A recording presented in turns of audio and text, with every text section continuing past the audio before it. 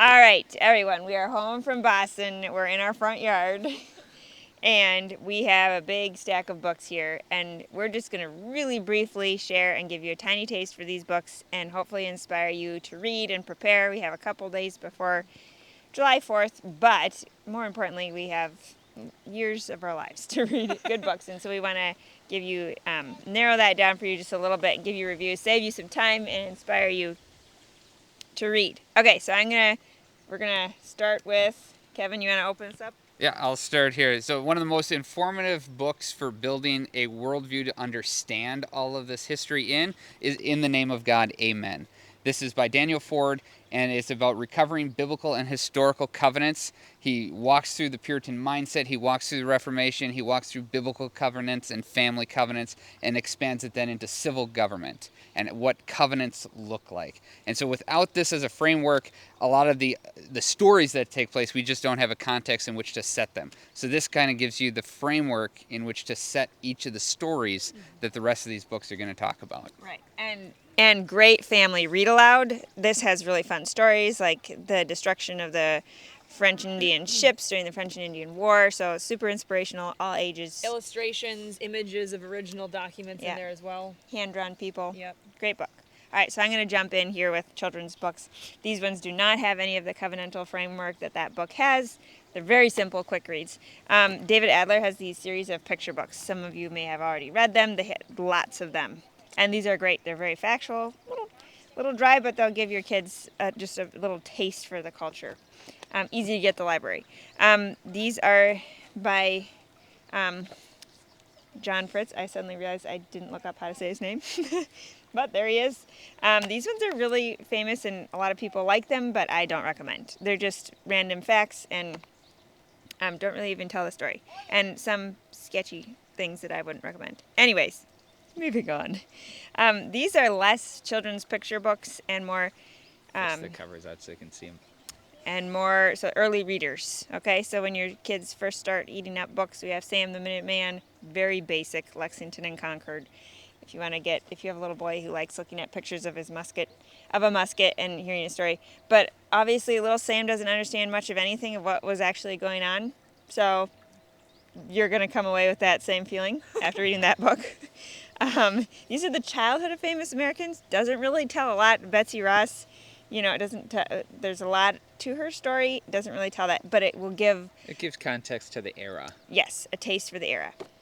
These, getting into books, I can highly recommend. Okay, so this is Life of Washington, Anna C. Reed. This is the ASSU, American Sunday Schools, and they put together a bunch of books about famous people, and Life of Washington is excellent. Really fun, good reading.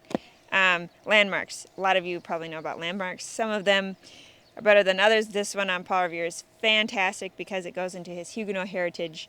I love how it starts the book with all these little boys at the wharf talking about their dad. And Paul Revere has his younger brother sitting next to him, and he knows, I got to tell this story right, because little Tom is listening here. And he tells about how his dad was in France in a super wealthy stone house and gardens all around, lap of luxury.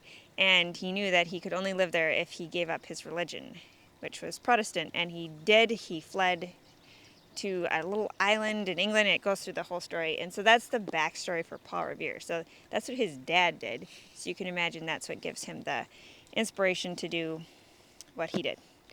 Okay, so then moving on. So this one, facts. Not a lot of inspiration. But if you want facts, if your kids want to understand what it was like to live in Boston under British tyranny. What's the title of that one? Bruce Bliven writes The American Revolution. It's the standard for children's books on the Revolutionary War. The American Revolution, Bruce Bliven. We'll put all of these in a list for you. But I just want you to see that cover so you can that's just facts. Here's Jennifer Pollard. These ones are Josephine Pollard. So, sorry. She does the one-syllable thing. Which is fun. This one, though, will give you facts. Battle facts. But no covenantal framework whatsoever. This one, this guy really tries to give you some framework, but he tries to remove almost all the religion from it. What if life was a deck of cards and things just kind of panned out really crazy and unique ways? But if you have the Christian framework, it is very interesting to see how God worked out history, starting back at, he goes Magna Carta, unknown land, Columbus. He goes through all of it and just talks through the economics. You're going to get an economic background with Gerald W. Johnson. This is an old one. Okay, even older one. This was written on the 100th anniversary of America's founding. Charles Coffin. He has a whole series in there. Fantastic. Really excellent. Again, he is not going to go very small print. This is written for children. He's not going to go into any detail on the covenantal framework. He's going to give you some of the reasons, talk about the Stamp Act, talk about why they were all irritated.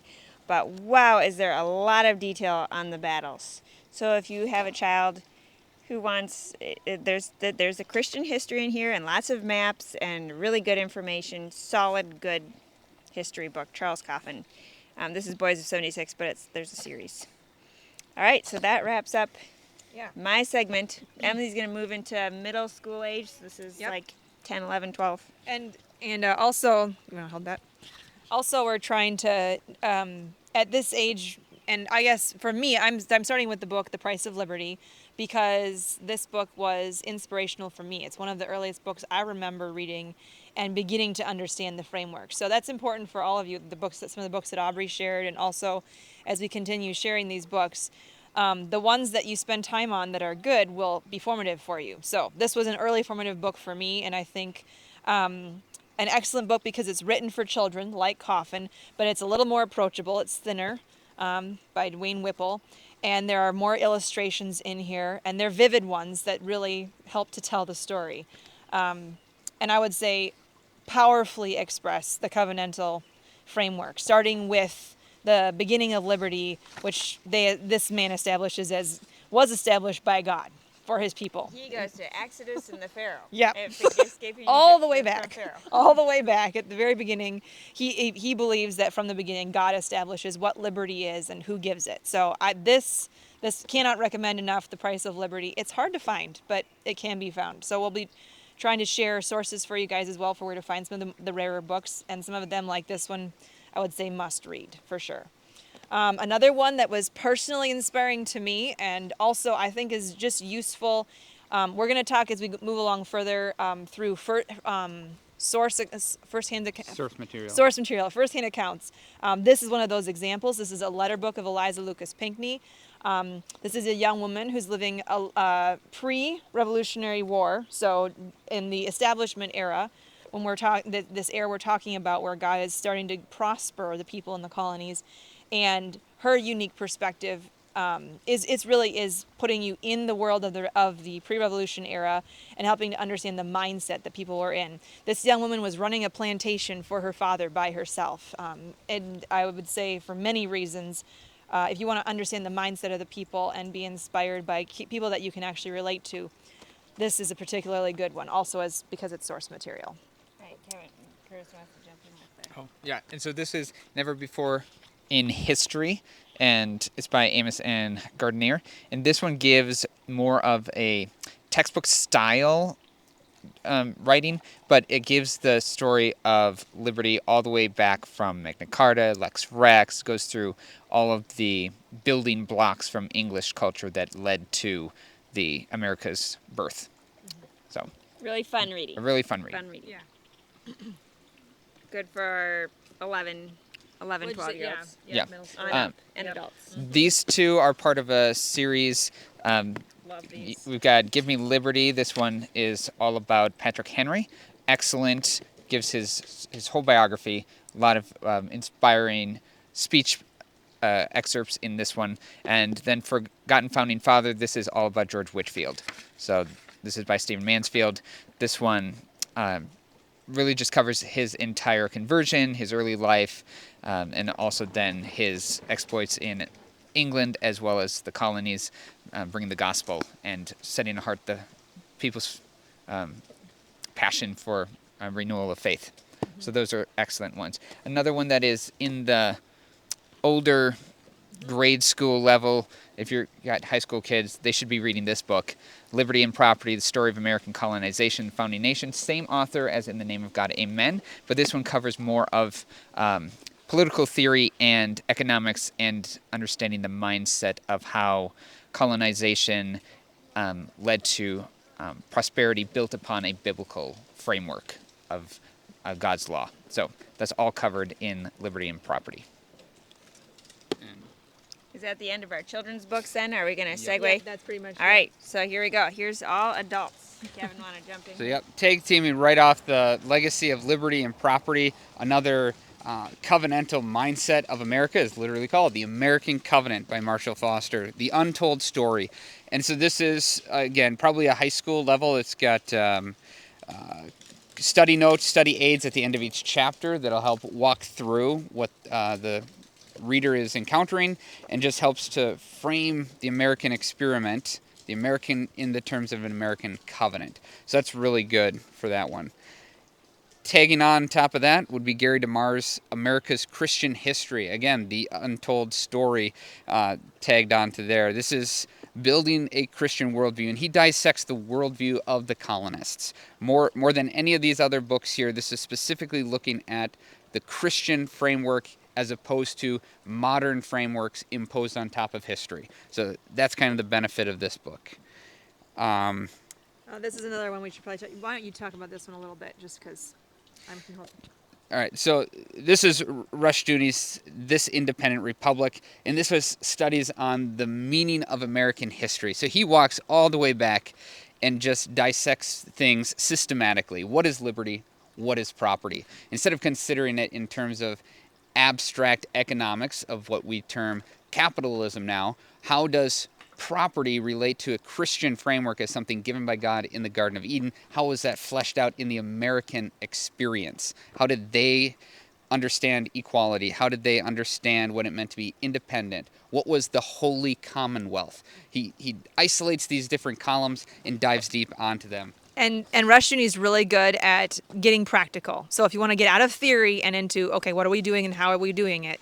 This is great for that. Also, very approachable. Skinny little book, easy to jump into. Some of the other stuff that we want to talk about today has to do with, Curtis has already brought up a few child approachable biographies that are also great for adults to read. But if you want to get into the authorities on literature when it comes to biographies, this is one of our favorite guys in the Revolutionary era, John Adams. I'm sure you heard us sing his praises during our series. And David McCullough is, I would say, the authority on on this particular topic. And even though it is a thick book, we don't apologize for that, because McCullough is a great author. He's a brilliant writer, and it's very engaging. It's so fun to read. Very fun. Yes, very entertaining. So well written, well researched, just an amazing book. Also, his book called 1776. Yep, is in the pile as well. Also an amazing book. And it also, just if you want to understand like that year of history in detail and feel like you know it, nails that. So those are great. There's lots of great biographies in here. But also, as we're talking about learning about the era, we like to encourage our listeners to go back to source material. And I already brought up Eliza Lucas Pinckney. There's Martin. But I'm going to just share a couple other pieces of source material today. This one in particular, it's not that I even recommend this one in particular. This is an older book that I found, which is a selection of personal letters from Benjamin Franklin to his correspondents all over. Family members, friends, people in France. And we believe, and this is the truth, that source materials, first-hand accounts, are the best way to grasp and understand who people were and what was really happening at the time. Extant materials give you the best framework for understanding what actually happened. Everybody else that's writing all of these books, they read all the extant materials or enough of them to understand something and then wrote about them. So we really encourage you to go to source materials. And on that topic...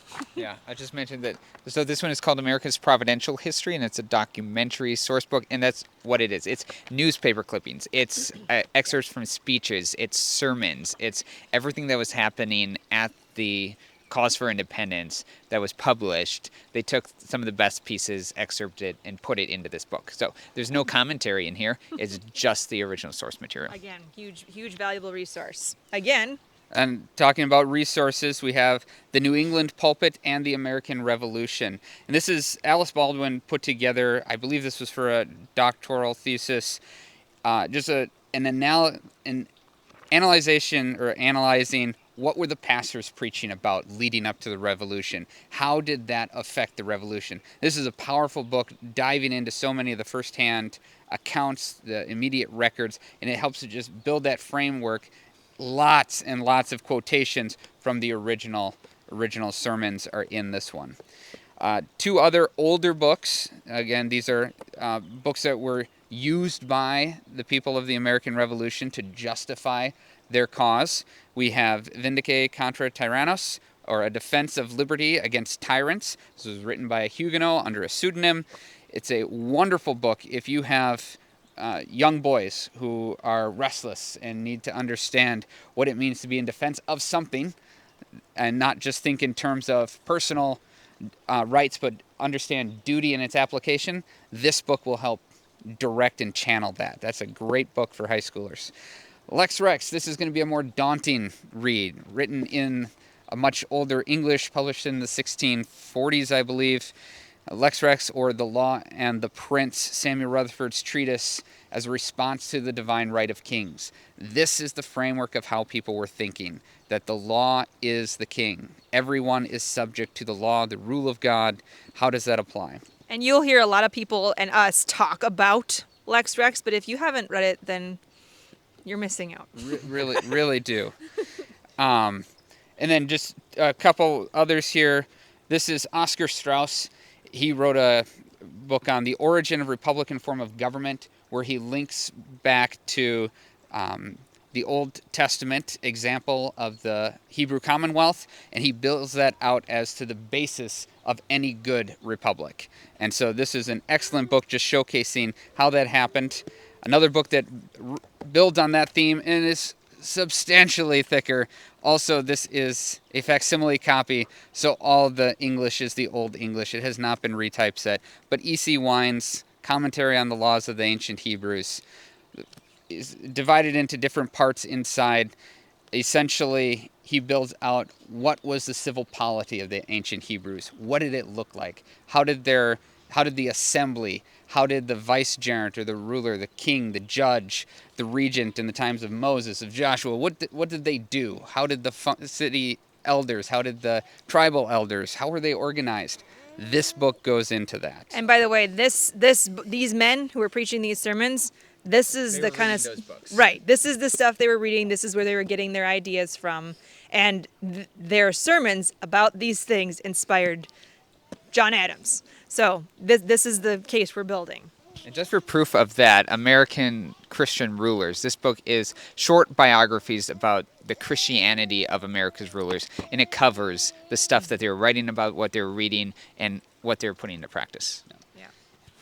And then just kind of to round things out, when we're talking about the Christian framework that built what America was, it wasn't that everybody was Christian. It wasn't that everyone was thinking that way. There was the fly in the ointment of the age of reason. There was the enlightenment seed that was trying to gain a hold. And this book, The Age of Revelation by Elias Boudinot, this is an excellent example. He wrote this book, okay, just to put you in context. This is a letter or a tribute that was actually written for his teenage daughter to be able to comprehend that the age of reason, the book that Thomas Paine wrote, was shown to be an age of infidelity. It did not promote religious or civil liberties. It promoted infidelity, the throwing off of responsibility and becoming one's own man. And he was warning his daughter about that. And so this is an excellent example of a father caring for the heart of his daughter, wanting her to see what the world is like. And Boudinot was the president. I believe he was the 10th president of the Continental Congress. Founder Right. of the American Bible Society. Yeah, Right. a So wonderful man. very good read. Anything else we need to cover here? I think that does it. So you want to round us out with? There's so many other good books we couldn't possibly recommend enough. A great area and to study of history. For One sure. of the most prolific subjects as far as that goes. So yes, like we haven't even scratched the surface of what we could, but this is some of our favorites for sure. Can I mention that we're Yeah. going to have copies of this book and this book, right? Yep. So available. So if They're you're- hard to find. These are hard to find. They're out of print, but we're going to get some cases of them. If you're interested in getting a copy, contact us. We'd love to get you a copy of either of these two books. Yeah. Thank you guys for listening. We'll be sharing all. What are we going to? How are we going to share this? It's going to be in a document of some kind. We'll with figure our, that with out. our. List of We're all gonna. of We'll these get it right now. pushed out. And we have a on the nice little Facebooks and the ratings. socials. Yeah, like a rating system that we're going to give you to kind of let you know where we stand on some of them, just because think that's helpful. Other people have done that for us. So, again, thanks for listening.